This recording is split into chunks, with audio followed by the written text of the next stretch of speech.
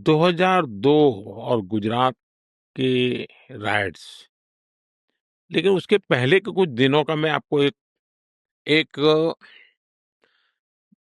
12-15 महीने का एक चित्र आपके सामने पेश करना चाहूँगा, ताकि एक आपको अंदाज़ आ जाए कि क्या स्थिति थी। जैसे 24 दिसंबर 1999, यानी 3 साल पहले की बात है। काठमांडू से दिल्ली जो फ्लाइट आ रही थी, वो हाईजैक कर के अफ़गानिस्तान ले जाएगा, कंधार में ले गए और भारत के सैकड़ों यात्रियों को बैन बनाया गया। पूरे भारत में एक बहुत बड़ा तूफान था, लोगों की ज़िंदगी और मौत का सवाल था। अब 2000 के अंदर हमारे यहाँ लाल किले में आतंकी हमला हुआ दिल्ली में। एक नया और उसके साथ तूफान जुड़ गया। 11 सितंबर 2001 अमेरिका में ट्विन टावर पर बहुत बड़ा आतंकी हमला हुआ। उसने फिर एक बार दुनिया को चिंतित कर दिया, क्योंकि ये सब जगह पे करने वाले एक ही प्रकार के लोग हैं। अक्टूबर 2001 को जम्मू कश्मीर विधानसभा पर आतंकी हमला हुआ। 13 दिसंबर 2001 को भारत की संसद पर आतंकी हमला हुआ।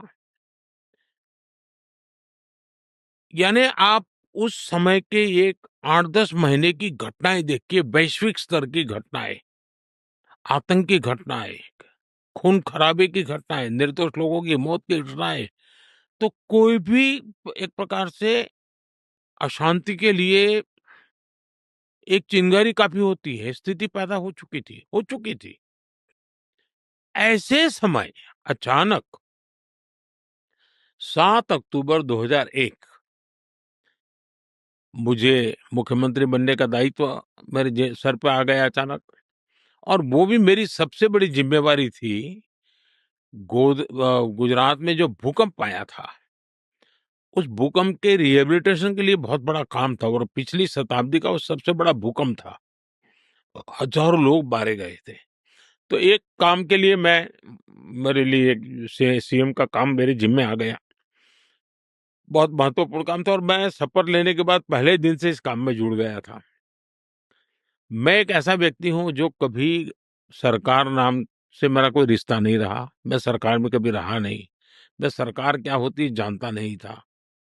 मैं कभी एमएलए नहीं बना, मैं कभी चुनाव नहीं लड़ा। मुझे जीवन में पहली बार चुनाव लड़ना पड़ा। मैं 24 फरवरी 2002 मैं पहली बार एमएलए बना, एक चुना हुआ जनप्रतिनिधि बना, और मैं पहली बार 24 तारीख को या 25 तारीख को या 26 तारीख को गुजरात विधानसभा में मैंने पैर रखा।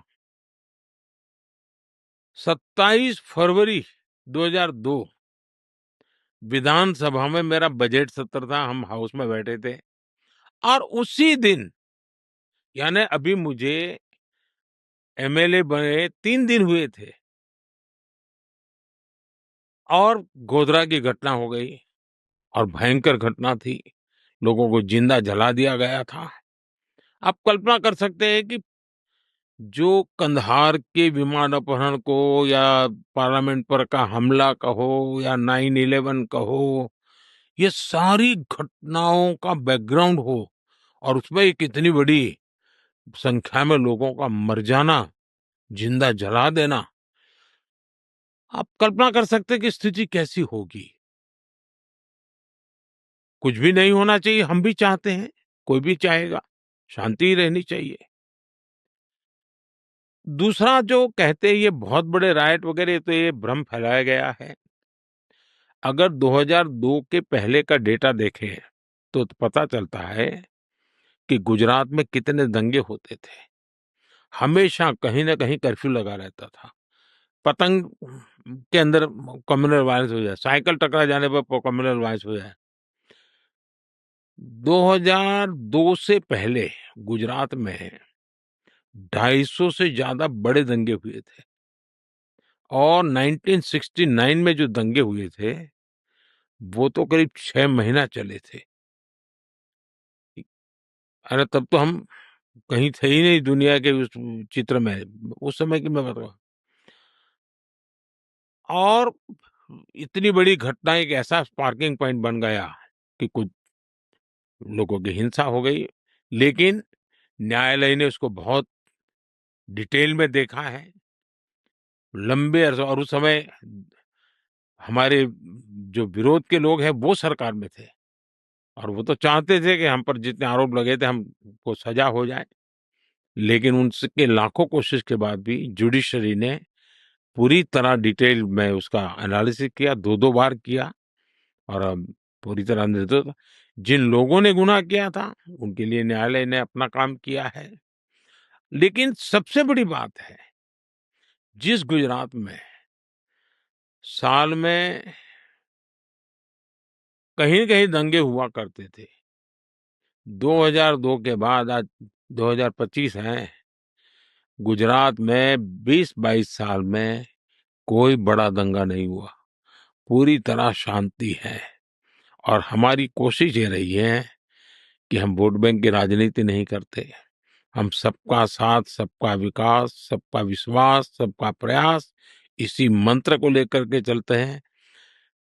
पॉलिटिक्स ऑफ अपीसमेंट से हमने पॉलिटिक्स ऑफ एस्पिरेशन की तरफ गए हैं, और उसके कारण जिसको भी कुछ करना है वो हमारे साथ जुड़ जाते हैं, और एक अच्छी तरह गुजरात विकसित राज्य बने, वो दिशा में हमने लगातार प्रयास करते रहे हैं। अब विकसित भारत के लिए काम कर रहे हैं, उसमें भी गुजरात अपनी भूमिका अदा कर रहा है।